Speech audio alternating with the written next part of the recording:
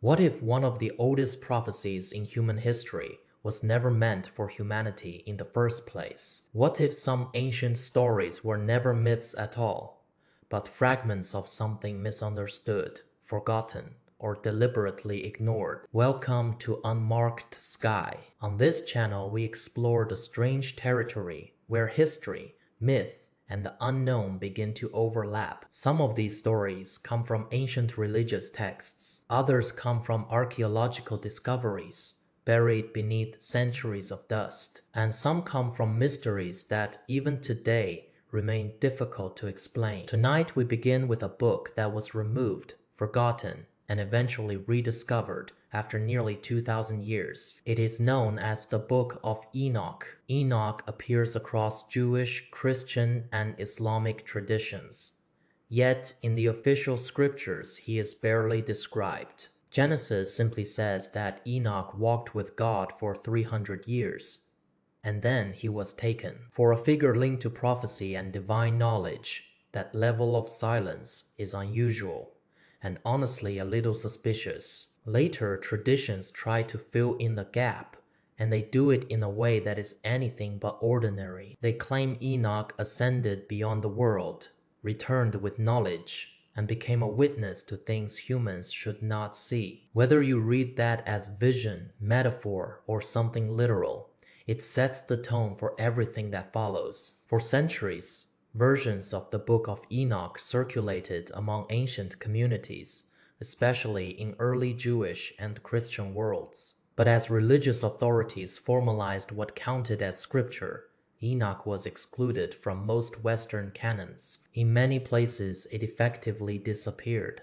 not because it was forgotten, but because it was not officially carried forward. Yet the text survived in Ethiopia, preserved within the Ethiopian Orthodox tradition across generations. Then, in 1947, fragments linked to Enoch were found among the Dead Sea Scrolls, confirming the book had deep ancient roots. That discovery does not prove the story is factual, but it does prove the book is not a late invention. The central story of Enoch begins before the flood, with beings called the Watchers. They are described as celestial observers assigned to Earth, watching the world and maintaining a kind of cosmic oversight. Their role is presented as supervision, not domination, and their job includes guarding certain knowledge from misuse. Enoch frames them as watchers first, meaning they are supposed to observe rather than interfere with human life. But the book claims that a group of them crossed the line,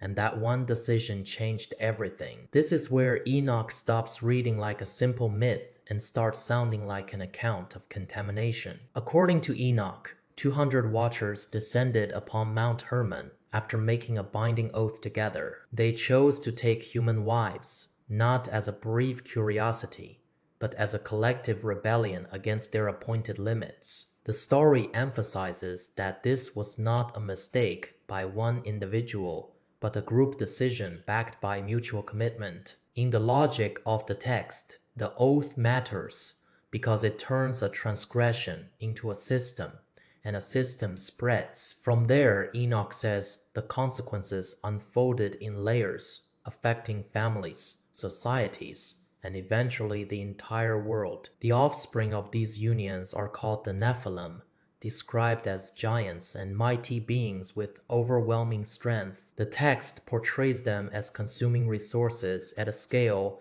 that normal society could not sustain for long. As the story escalates, the giants become violent, and the earth is described as filling with bloodshed and fear. You can read this literally, but you can also read it as a metaphor for power, without restraint devouring everything around it. Either way, Enoch is building toward a single conclusion.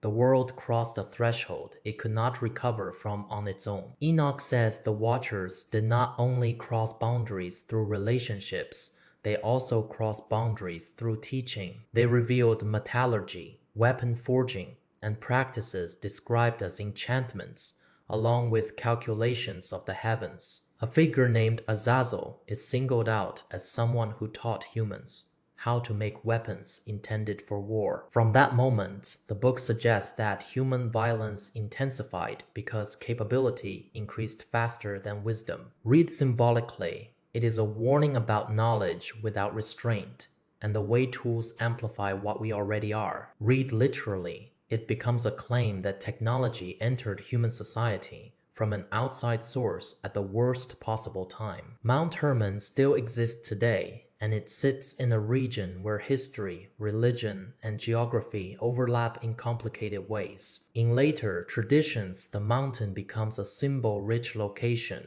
associated with divine encounters and moments of transformation. Some researchers believe places like this gather stories over time, because people return to them with the same questions. Whether Mount Hermon is a literal setting, a symbolic stage, or both, Enoch uses it as the point where interference begins. And once interference begins in this story, the chain reaction is described as unstoppable. Enoch says the archangels looked down upon earth and saw a world collapsing into violence, suffering, and disorder. In the story, their report leads to a drastic decision, described as a cleansing reset through a great flood. But even in a story about judgment, there is a thread of preservation, because one man is chosen to survive. That man is Noah, and Enoch is positioned as a messenger who must deliver the warning to those who rebelled. Then the narrative shifts,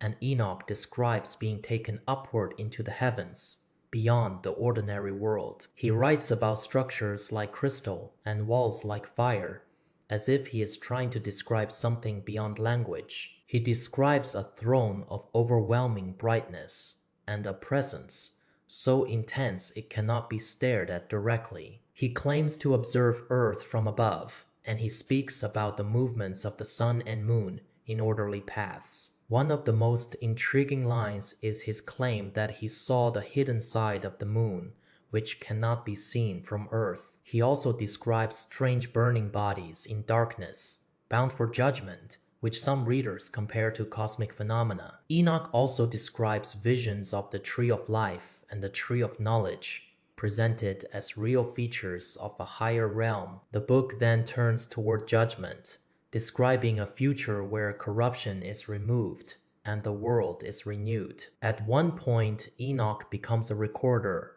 almost like a heavenly scribe, documenting what he is shown. There is a tension running through the entire text. The Watchers were meant to observe, but they interfered. And humanity was meant to live within limits, but it reached beyond them, and the consequences became unavoidable. If the Book of Enoch is purely allegory, it is one of the most elaborate warnings about power and knowledge ever written. If it preserves fragments of older traditions, it forces us to ask why early communities preserved it for so long. It also raises a practical question. Why would later authorities exclude a text that influenced so much early imagination? Were the Watchers metaphors for rulers and elites, or symbols for forbidden knowledge, or something else entirely? And why do the astronomical details feel oddly specific, even when the rest of the narrative reads like vision and myth? The book does not settle these debates, but it does something more powerful, because it keeps the questions alive. The Book of Enoch does not offer comfortable answers, and perhaps that is exactly why it has never truly disappeared. It exists somewhere between myth and memory, between belief and uncertainty. Every generation seems to rediscover it and ask the same questions again. In the coming episodes, we will explore more of the mysteries surrounding Enoch, the Nephilim, and the ancient flood traditions that appear across cultures. If you enjoy exploring the edges of history, where myth and reality begin to blur, consider subscribing to the channel and turning on the notification bell. That way you will not miss the next exploration. Thank you for watching. This is Unmarked Sky.